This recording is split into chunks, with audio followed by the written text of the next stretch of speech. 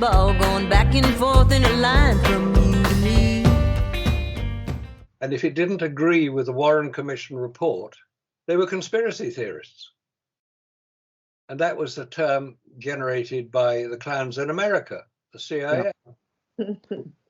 And isn't it interesting that, and it's such a fascinating point that you raise, because we, of course, everybody on this program, myself, Robin, and you, Marcus, are always labeled conspiracy theorists. And what the people who are labeling us that term, conspiracy theorists, have no idea that that was the CIA invention, as you say, to discredit anyone who, because they knew the Warren Commission, when the Warren Commission came out, they knew that the Warren Commission was going to be attacked. I mean, it's obvious. I mean, I read the Warren Commission report. I have it right here. The Warren Commission report. Good luck. Yeah, I read it. And it's I thought it was going to be a very dry read. And I was actually surprised of the amount of information in this book that actually points to a conspiracy. And I'm writing about it now, and I'll get into that some other time. But what's fascinating about the Zapruder film that you brought up is that you're right. It wasn't shown to a national audience until about 12, 14, or 15 years later. Actually, Jim Garrison, District Attorney Jim Garrison, who was the only one to bring an official prosecution against one of the conspirators in the JFK assassination, and that was against Clay Shaw. Yeah. And he was able to subpoena the Zapruder film and show it in court. Of course, nobody else saw it, but he cleverly made, I think it was 100 copies of it, so it got out, but it still never got to a national audience. It wasn't until you say the church committee, they got their hands on the film, and then Geraldo Rivera got his hands on the film and then showed it nationally in 1975. And that was the first time, Marcus, as you say, that the American audience saw the actual unedited version of the Zapruder film. And that really led to 2-3 years later, under President Jimmy Carter, when he ordered Congress to reinvestigate the assassination of not only JFK, but Martin Luther King Jr. and Robert F. Kennedy. So that film really changed and I think a lot of Americans were sort of leaning towards the conspiracy before they saw it, but that kind of clinched it. Yeah. And of course, there's still the ongoing problem of the refusal to release all the papers related to the assassination. And you have to ask why. Who are they protecting? It's not George Bush Sr., who was supposedly in Dallas that day. Is it the CIA, the clowns in America, who organized it? Because Robert Kennedy was intending to break up the CIA, cast it to the wind in 1,000 pieces, I think he said. Yeah, that was after the infamous Bay of Pigs invasion, about 3 months into his presidency, when he was basically lied to by the CIA that they had this plan to invade Cuba, and not so much to invade Cuba, but to use Cuban exiles to land on the beaches of the Bay of Pigs in Cuba, and then hopefully infiltrate it and start a revolution. And he wasn't told that in order for the plan to work, he would have to use the American Air Force. And he stipulated before that invasion, that plan, that he would sign off on it under one condition: no American forces are to be involved, because he didn't want to be seen as, this big bully picking on this little country. Yeah. So, of course, into the plan, it went awry, and then they thought that they could hoodwink Kennedy into sending in the U.S. military or the U.S. Air Force, and of course he refused.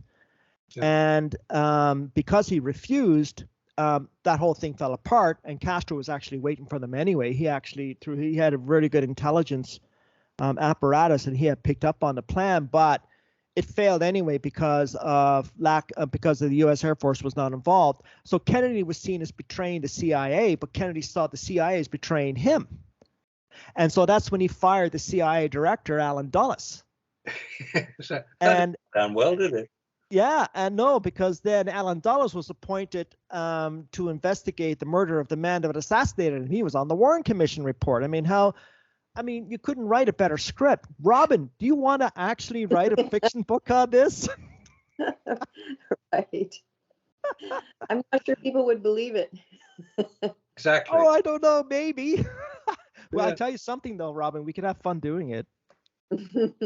We could certainly have fun doing it. Yeah. So, so that and then that's when he said, as you said, Marcus, he said he was going to splinter the CIA into 1,000 pieces, and I think he sealed his fate with that, or it didn't go very well for him after that.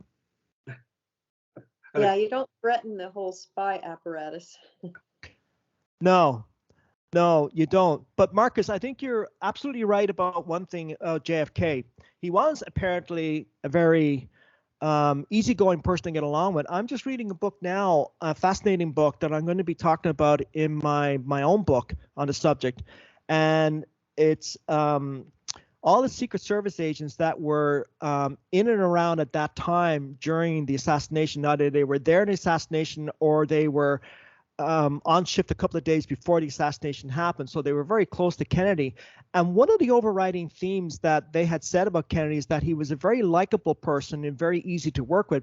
And the reason why they're saying that now, and the reason why they're coming out now, is because it was alleged that Kennedy had ordered the Secret Service agents off the back of his limousine. So when he's in a motorcade, and usually you have Secret Service agents running right and left side of the limousine, and you have a step on the back of the limousine where they can, and handles where they can step up and offer more protection for the president in case of a shot.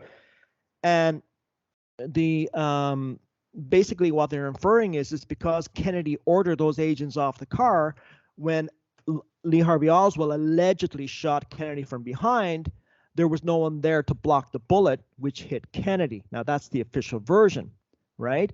And these agents of now, Secret Service agents over the last 20 years, have come forward and said, no, that's not the case. He would never do that. And first of all, no president can order the Secret Service to do anything. In fact, it's the other way around. The Secret Service can order a president. The only force in the world that can order a president is the Secret Service, because they have the responsibility to protect him. Yeah.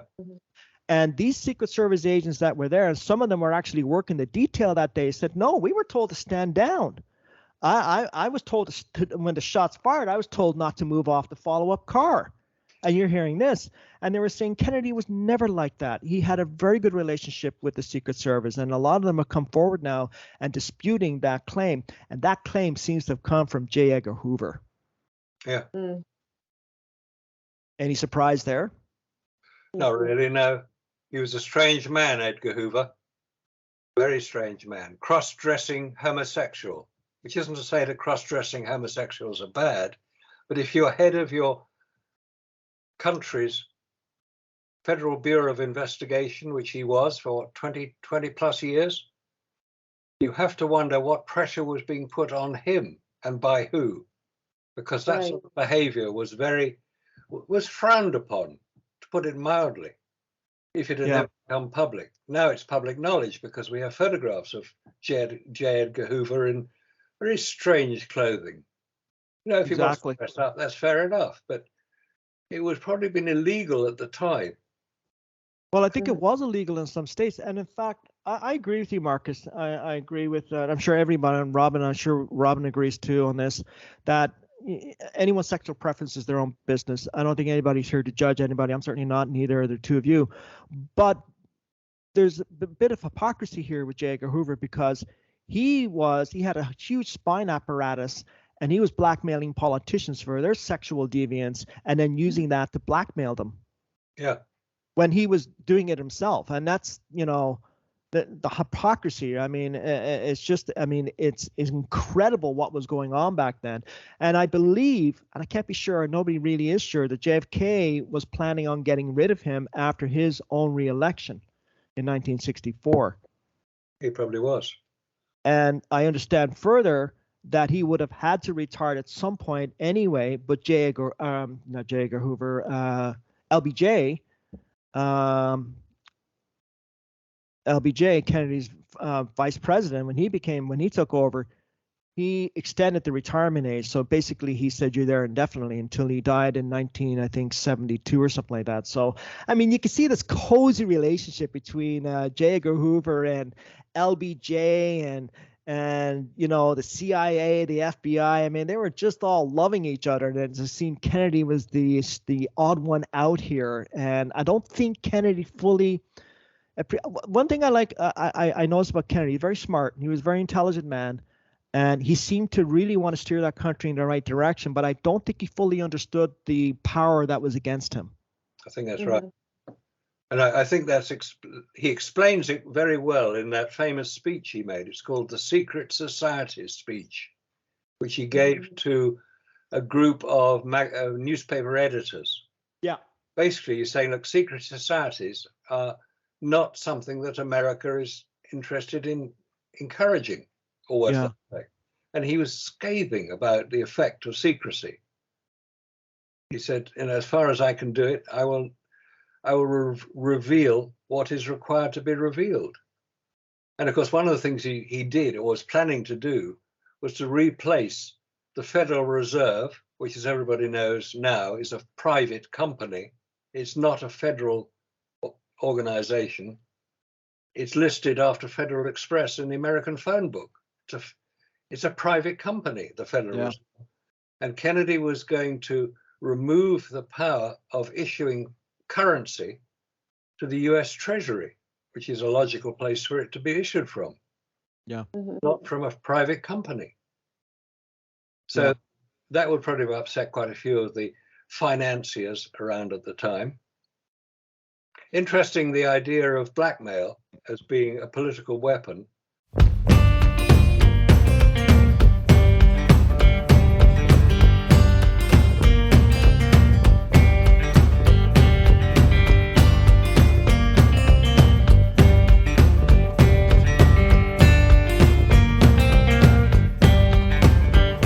Your love's just like a wrecking ball going back and forth in a line from